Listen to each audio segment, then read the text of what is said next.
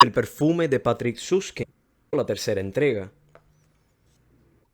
Después de la primera mirada que dirigió a Monsieur Grimal, o mejor dicho, después del primer husmeo con que absorbió el aura olfativa de Grimal, supo Grenouille que este hombre sería capaz de matarle a palos a la menor insubordinación.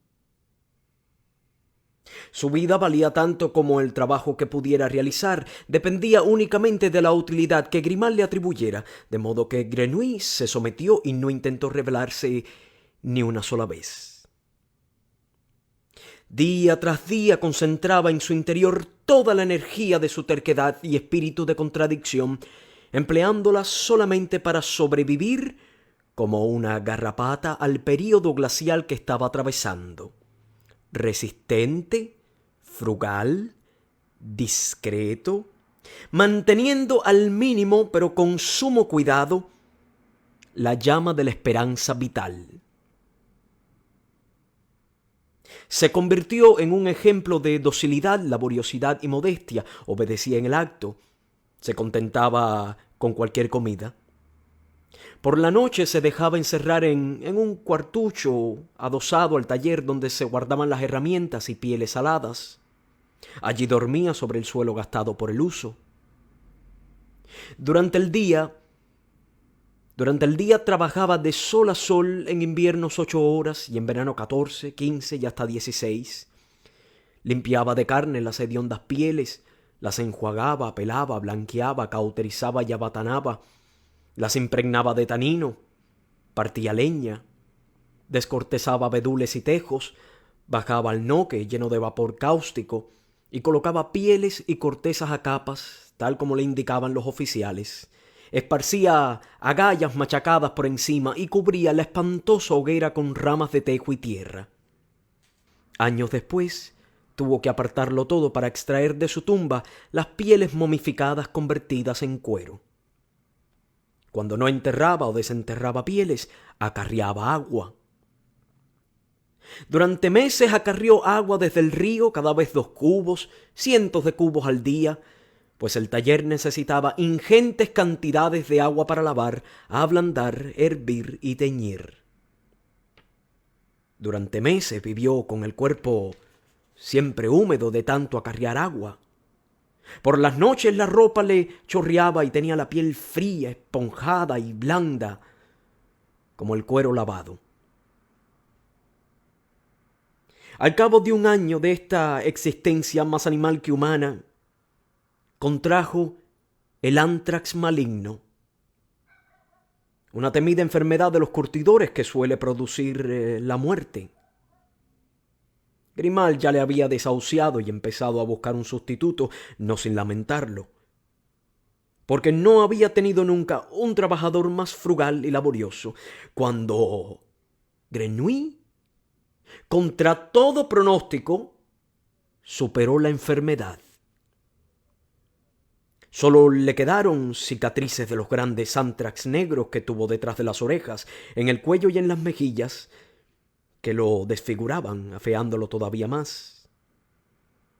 Aparte de salvarse, adquirió, ventaja inapreciable, la inmunidad contra el mal, de modo que en lo sucesivo podría descarnar con manos agrietadas y ensangrentadas las pieles más duras sin correr el peligro de contagiarse. En esto no solo se distinguía de los aprendices y oficiales, sino también de sus propios sustitutos potenciales. Y como ahora ya no era tan fácil de reemplazar como antes, el valor de su trabajo se incrementó y también, por consiguiente, el valor de su vida. De improviso ya no tuvo que dormir sobre el santo suelo, sino que pudo construirse una cama de madera en el cobertizo y obtuvo paja y una manta propia. Ya no le encerraban cuando se acostaba y la comida mejoró. Grimal había dejado de considerarle un animal cualquiera. Ahora era un animal doméstico, útil. Cuando tuvo 12 años, Grimal le concedió medio domingo libre y a los 13 pudo incluso disponer de 1 hora todas las noches después del trabajo para hacer lo que quisiera. Había triunfado, ya que vivía y poseía una porción de libertad que le bastaba para seguir viviendo. Había terminado el invierno. La garrapata Grenouille volvió a moverse, oliscó el aire matutino y siguió la atracción de la casa. El mayor coto de olores del mundo le abría sus puertas. La ciudad de París.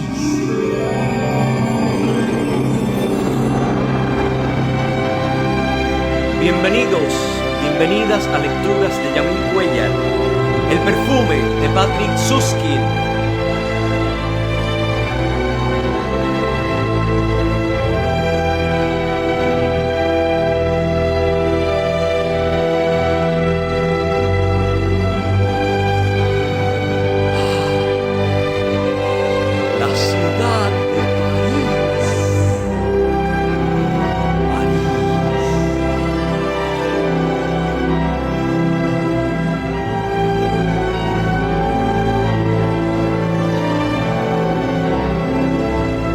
Era como el país de Jauja. Solo el vecino barrio de la Saint-Jacques de la Boucherie y de Saint-Eustache eran Jauja.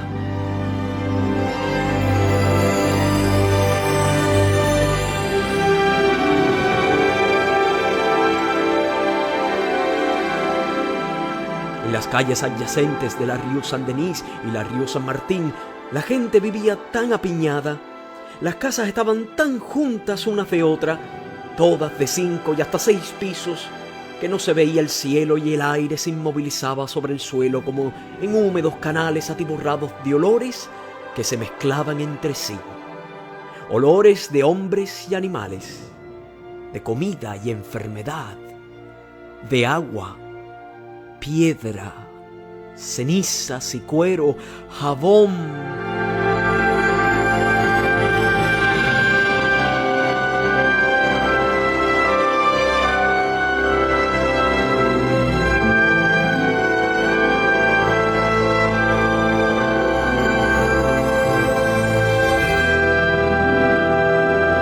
Recién cocido y huevos que se hervían en vinagre, fideos y latón bruñido, salvia, cerveza y lágrimas, grasa y paja húmeda y seca. Miles y miles de aromas formaban un caldo invisible que llenaban las callejuelas estrechas y rara vez se volatizaba en los tejados y nunca en el suelo. Los seres humanos que allí vivían ya no olían a nada especial en este caldo. De hecho, habían surgido de ellos y los había empapado una y otra vez. Era el aire que respiraban y del que vivían. Era como un ropaje cálido, llevado largo tiempo, que ya no podían oler y ni siquiera sentían sobre la piel. En cambio, Grenouille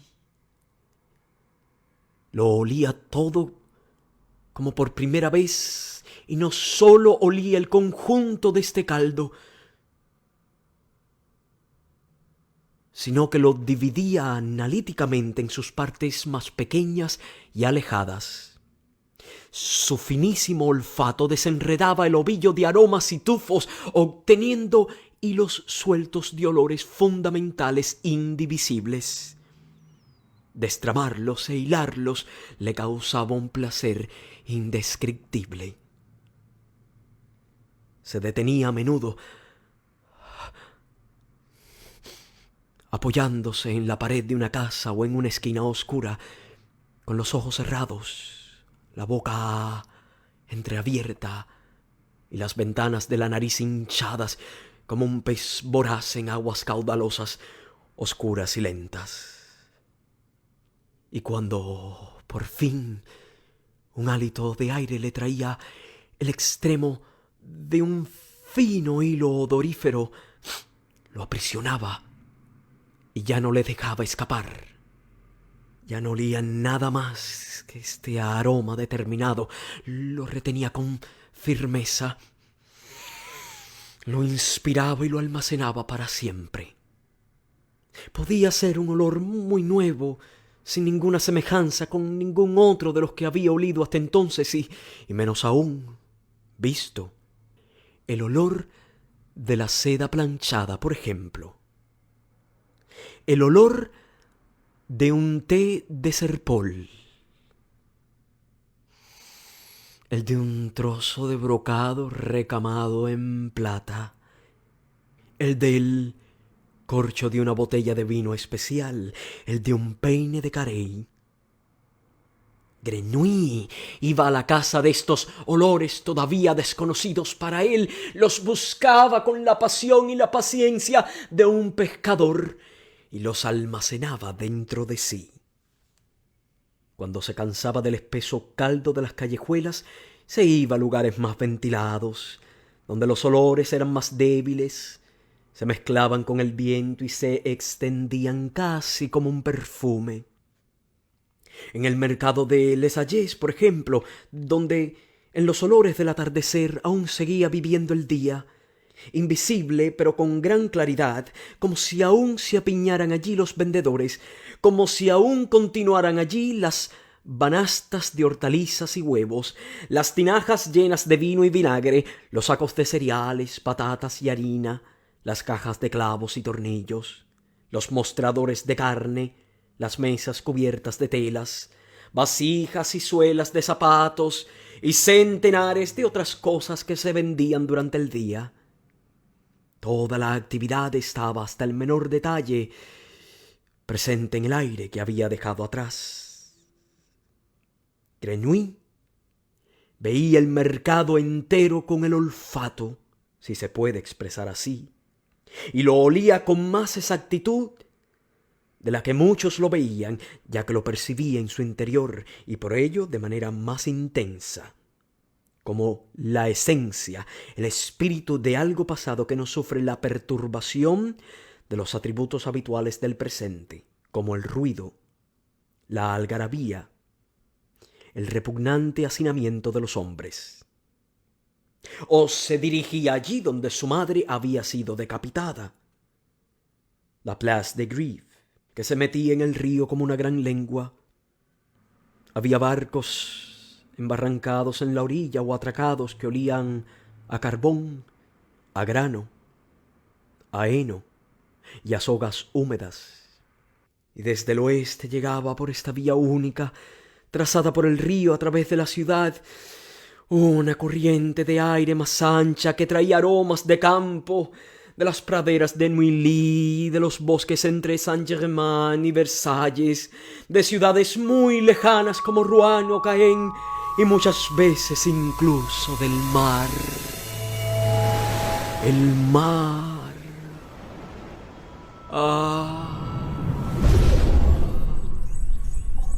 El mar. El mar.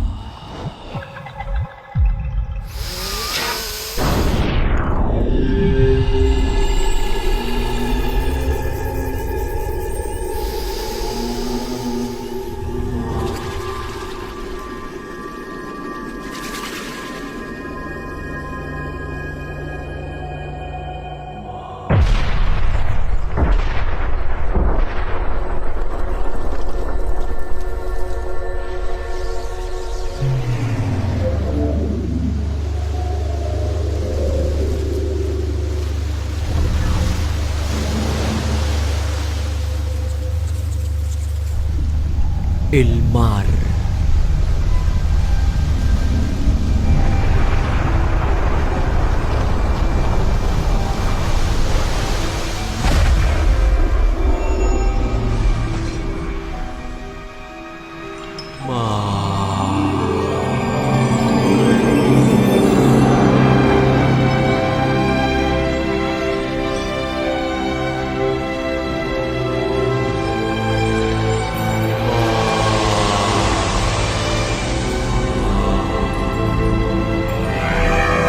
Esencia de Nerolí, esencia de Nerolí inaldo, esencia de Nerolí inaldo, junquillo, jazmín o canela, canela, jazmín, junquillo.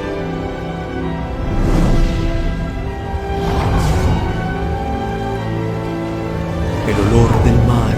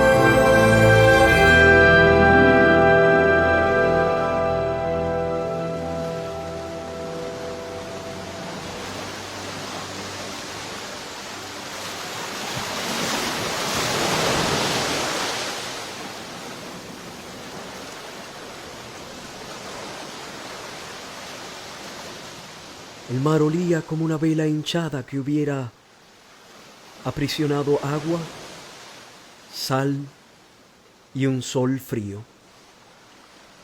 El mar tenía un olor sencillo, pero al mismo tiempo grande y singular, por lo que Grenouille no sabía si dividirlo en olor a pescado, a sal, a agua, a algas, a frescor, etc. Prefería, sin embargo, dejarlo entero para retenerlo en la memoria y disfrutarlo sin divisiones.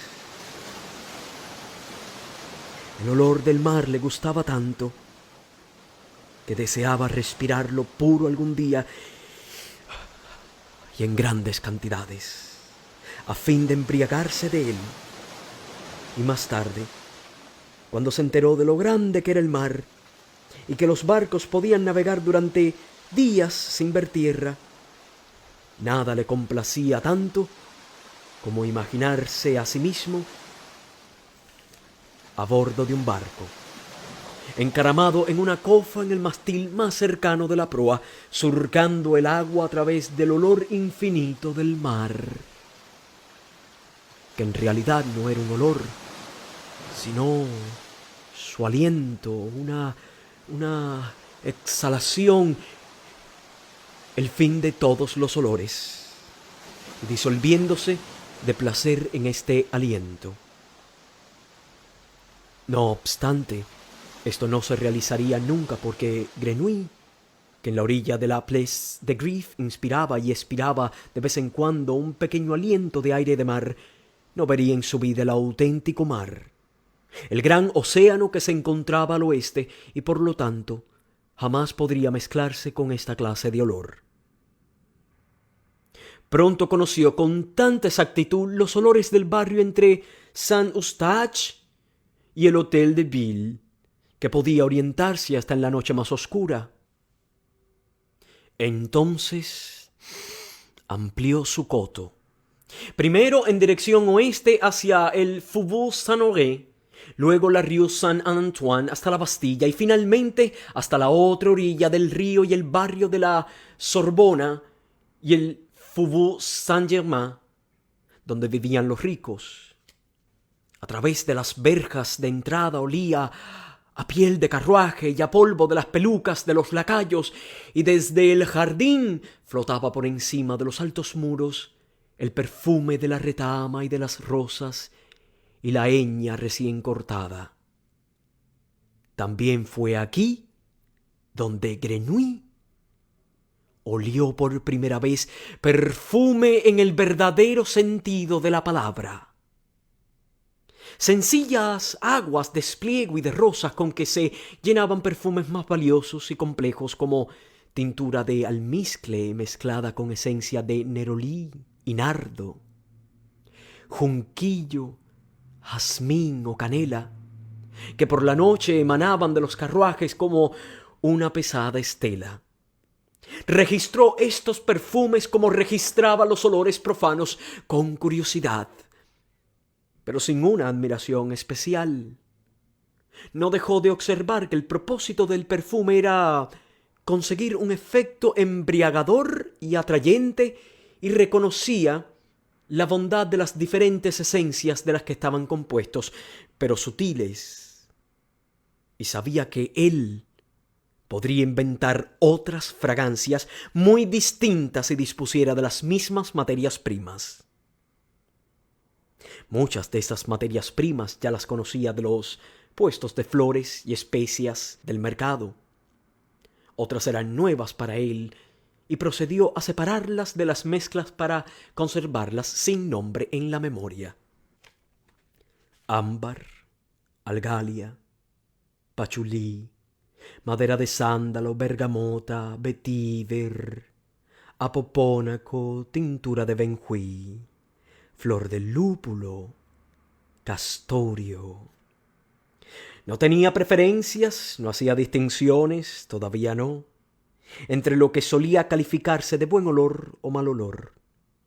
La avidez lo dominaba. El objetivo de sus cacerías era poseer todo cuanto el mundo podía ofrecer en olores, y la única condición que ponía era que fuesen nuevos. El aroma de un caballo sudado equivalía para él a la fragancia de un capullo de rosa, y el hedor de un chinche al olor del asado de ternera que salía de una cocina aristocrática. Todo lo aspiraba, todo lo absorbía, y tampoco reinaba ningún principio estético en la cocina sintetizadora de olores de su fantasía, en la cual realizaba constantemente nuevas combinaciones odoríferas. Eran extravagancias que creaba y destruía enseguida como un niño que juega con cubos de madera, inventivo y destructor, sin ningún principio creador aparente.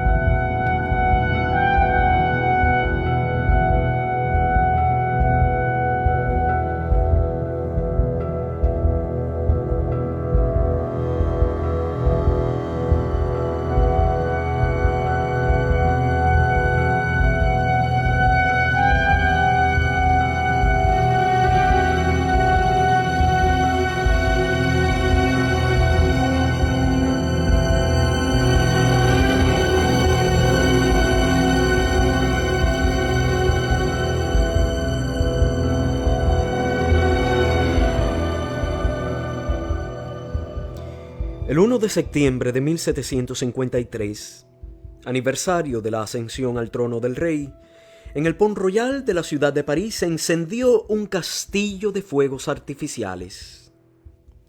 No fueron tan espectaculares como los de la boda del rey, ni como los legendarios fuegos de artificio con motivo del nacimiento del delfín.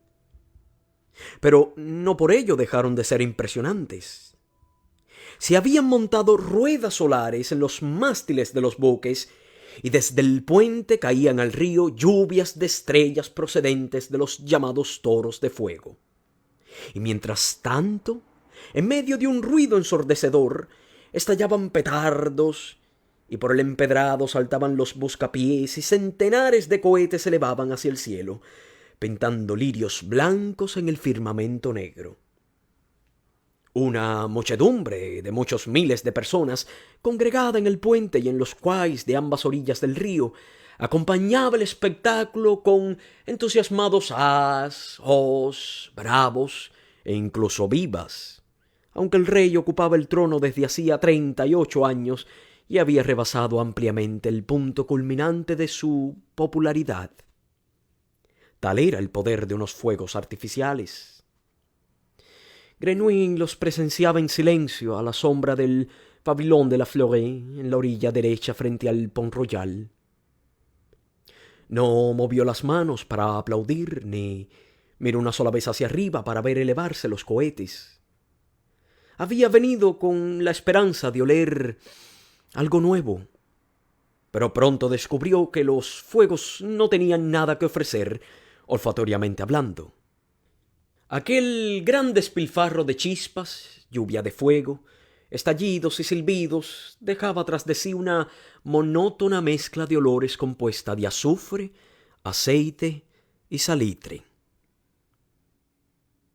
Se disponía ya a alejarse de la aburrida representación para dirigirse a su casa, pasando por las galerías del Louvre, cuando el viento le llevó algo minúsculo, apenas perceptible, una migaja, un átomo de fragancia, o no, todavía menos. El indicio de una fragancia más que una fragancia en sí. Y pese a ello, la certeza de que era algo jamás olfateado antes. Retrocedió de nuevo hasta la pared, cerró los ojos y esponjó las ventanas de la nariz. La fragancia era de una sutileza y finura tan excepcionales que no podía captarla. Escapaba una y otra vez a su percepción, ocultándose bajo el polvo húmedo de los petardos, bloqueada por las emanaciones de la muchedumbre y dispersada en 1000 fragmentos por los otros 1000 olores de la ciudad. De repente, sin embargo, volvió, pero solo en diminutos retazos, ofreciendo durante un breve segundo una muestra de su magnífico potencial y desapareció de nuevo. Grenouille sufría un tormento. Por primera vez, no era su carácter ávido el que se veía contrariado, sino su corazón el que sufría. Tuvo el extraño presentimiento de que aquella fragancia era la clave del ordenamiento de todas las demás fragancias, que no podía entender nada de ninguna si no entendía precisamente esta, y que él, Grenouille, habría desperdiciado su vida si no conseguía poseerla. Tenía que captarla, no solo por la mera posesión, sino para tranquilidad de su corazón. La excitación casi le produjo malestar. Ni siquiera se había percatado de la dirección de donde procedía la fragancia. Muchas veces los intervalos entre un soplo de fragancia y otro duraban minutos, y cada vez le sobrecogía el horrible temor de haberla perdido para siempre. Al final se convenció, desesperado, de que la fragancia provenía de la otra orilla del río, de alguna parte en dirección sudeste.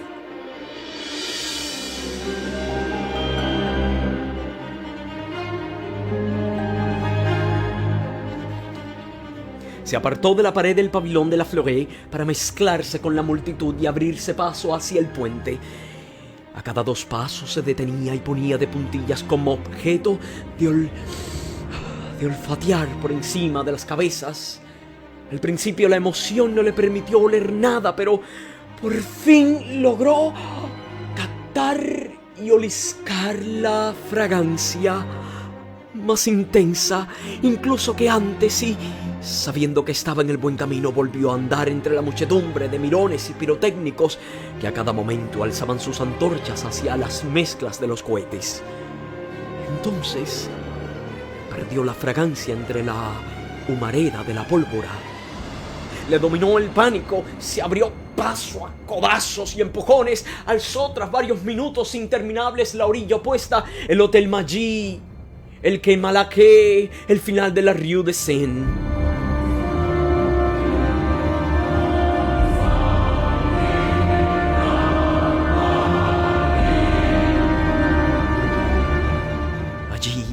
sus pasos, se concentró y olfateó. Ya la tenía, ya la tenía. Lo retuvo con fuerza. El olor bajaba por la Rue de Seine. Claro, inconfundible, pero fino. Fino y sutil como antes. Grenouille sintió palpitar su corazón. Y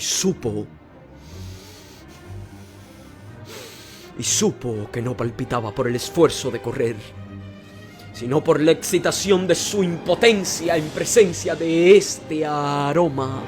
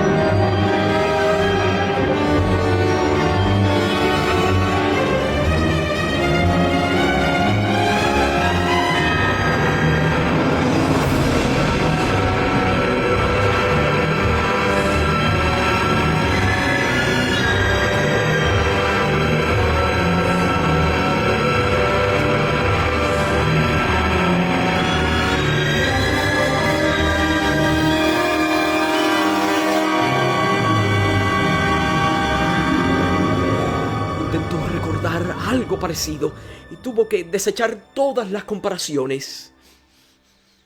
Esta fragancia tenía frescura, pero no la frescura de las limas o las naranjas amargas, no la de la mirra o la canela o la menta o los abedules o el alcanfor o las agujas de pino, no la de la lluvia de mayo o el viento helado o el agua del manantial. Y era a la vez cálida, pero no como la bergamota, el ciprés o el almizcle, no como el jazmín o el narciso, no como el palo de rosa o el lirio.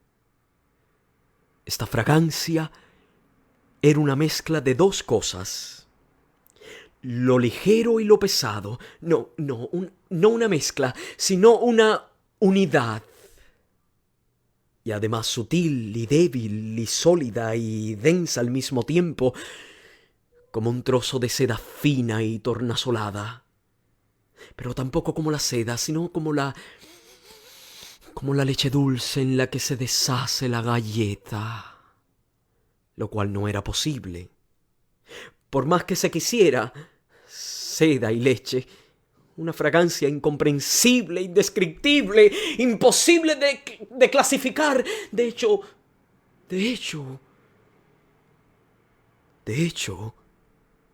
su existencia era imposible. Grenouille la siguió con el corazón palpitante porque presentía que no era él quien seguía a la fragancia, sino la fragancia la que le había hecho prisionero y ahora le atraía irrevocablemente hacia sí. Continuó bajando por la Rue de Seine. No había nadie en la calle. Las casas estaban vacías y silenciosas. Todos se habían ido al río a ver los fuegos artificiales. No estorbaba ningún penetrante olor humano, ningún potente tufo de pólvora. La calle olía a la mezcla habitual de agua, excrementos, ratas y verduras en descomposición, pero por encima de todo ello flotaba, clara y sutil, la estela que guiaba a Grenouille. A los pocos pasos desapareció tras los altos edificios la escasa luz nocturna del cielo y Grenouille continuó caminando en la oscuridad. No necesitaba ver. La fragancia le conducía sin posibilidad de error. A los 50 metros dobló a la derecha la esquina de la Rue des Marais, una callejuela todavía más tenebrosa cuya anchura podía medirse con los brazos abiertos. Extrañamente la fragancia no se intensificó, solo adquirió más pureza, y a causa de esta pureza cada vez mayor, ganó una fuerza de atracción aún más poderosa. Grenouille avanzaba como un autómata. En un punto determinado, la fragancia le guió bruscamente hacia la derecha, al parecer contra la pared de una casa. Apareció un umbral bajo que conducía al patio interior. Como en un sueño, Grenouille cruzó este umbral, dobló un recodo y salió a un segundo patio interior, de menor tamaño que el otro, donde por fin vio arder una luz. El cuadrilátero solo medía unos cuantos pasos. De la pared sobresalía un tejadillo de madera inclinado y debajo de él, sobre una mesa, parpadeaba una vela. Una muchacha se hallaba sentada ante esta mesa, limpiando ciruelas amarillas. Las cogía de una cesta que tenía a su izquierda, las despezonaba y deshuesaba con un cuchillo y las dejaba caer en un cubo. Debía tener 13 o 14 años. Grenouille se detuvo. Supo inmediatamente de dónde procedía la fragancia que había seguido durante más de media milla desde la otra margen del río. No de este patio sucio ni de las ciruelas. Procedía de la muchacha.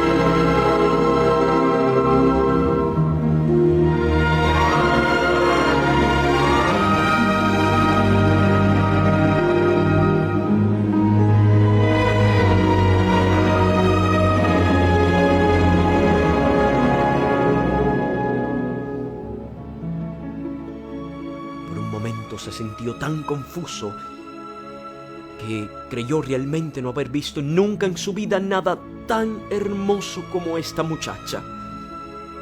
Solo veía una silueta desde atrás, a contraluz de la vela. Pensó, naturalmente, que nunca había olido nada tan hermoso. Sin embargo, como conocía los olores humanos, muchos miles de ellos, olores de hombres, mujeres y niños, no quería creer que una fragancia tan exquisita pudiera emanar de un ser humano.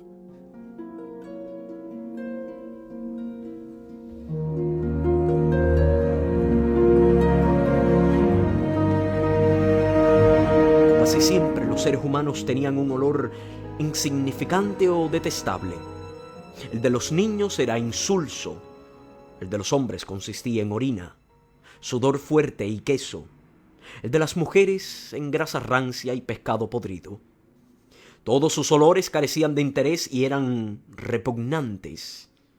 Y por ello, ahora ocurrió que Grenouille, por primera vez en su vida, desconfió de su nariz y tuvo que acudir a la ayuda visual para creer lo que olía. La confusión de sus sentidos no duró mucho. En realidad necesitó solo un momento para cerciorarse ópticamente y entregarse de nuevo, sin reservas, a las percepciones de su sentido del olfato. Ahora olía que ella era un ser humano, olía el sudor de sus axilas, la grasa de sus cabellos, el olor a pescado de su sexo, y lo olía con el mayor placer. Su sudor era tan fresco como la brisa marina, el sebo de sus cabellos tan dulce como el aceite de nuez. Su sexo olía como un ramo de náufares, su piel como la flor de albaricoque, y la combinación de estos elementos producía un perfume tan rico, tan equilibrado, tan fascinante, que todo cuanto Grenouille había olido hasta entonces en perfumes, todos los edificios odoríferos que había creado en su imaginación, se le antojaron de repente una mera insensatez. Centenares de miles de fragancias parecieron perder todo su valor ante esta fragancia determinada. Se trataba del principio supremo, del modelo según el cual debía clasificar todos los demás. Era la belleza pura. Grenouille vio con claridad que su vida ya no tenía sentido sin la posesión de esta fragancia. Debía conocerla con todas sus particularidades, hasta el más íntimo y sutil de sus pormenores. El simple recuerdo de su complejidad no era suficiente para él. Quería grabar el apoteósico perfume como con un troquel en la negrura confusa de su alma, investigarlo exhaustivamente y en lo sucesivo solo pensar, vivir y oler de acuerdo con las estructuras internas de esta fórmula mágica. Se fue acercando despacio a la muchacha, aproximándose más y más, hasta que estuvo bajo el tejadillo, a un paso detrás de ella. La muchacha no le oyó. Tenía cabellos rojizos y llevaba un vestido gris sin mangas. Sus brazos eran muy blancos y las manos amarillas por el jugo de las ciruelas partidas. Grenouille se inclinó sobre ella y aspiró su fragancia, ahora totalmente desprovista de mezclas, tal como emanaba de su nuca, de sus cabellos y del escote, y se dejó invadir por ella como por una ligera brisa. Jamás había sentido un bienestar semejante. En cambio, la muchacha sintió frío. No veía a Grenouille, pero experimentó cierta inquietud y un singular estremecimiento, como sorprendida de repente por el viejo temor ya olvidado. Le pareció sentir una corriente fría en la nuca, como si alguien hubiera abierto la puerta de un sótano inmenso y helado. Dejó el cuchillo, se llevó los brazos al pecho y se volvió. El susto de verla la dejó pasmada, por lo que él dispuso de mucho tiempo para rodearle el cuello con las manos. La muchacha no intentó gritar, no se movió, no hizo ningún gesto de rechazo, y él, por su parte, no la miró. No vio su bonito rostro salpicado de pecas, los labios rojos, los grandes ojos verdes y centellantes, porque mantuvo bien cerrados los propios mientras la estrangulaba. Dominado por una única preocupación: no perderse absolutamente nada de su fragancia.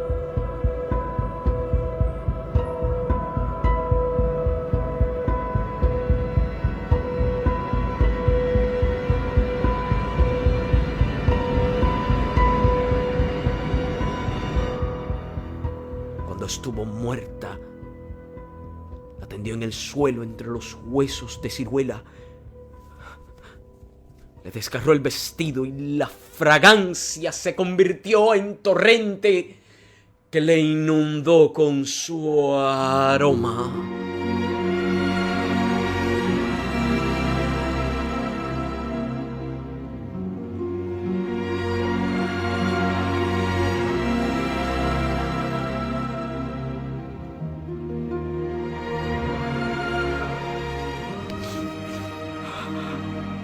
La cara contra su piel y la pasó con las ventanas de la nariz esponjadas por su vientre, pecho, garganta, rostro, cabellos y otra vez por el vientre hasta el sexo, los muslos y las blancas pantorrillas, La olfateó desde la cabeza hasta la punta de los pies, recogiendo los últimos restos de su fragancia en la barbilla, en el ombligo, en el hueco del codo.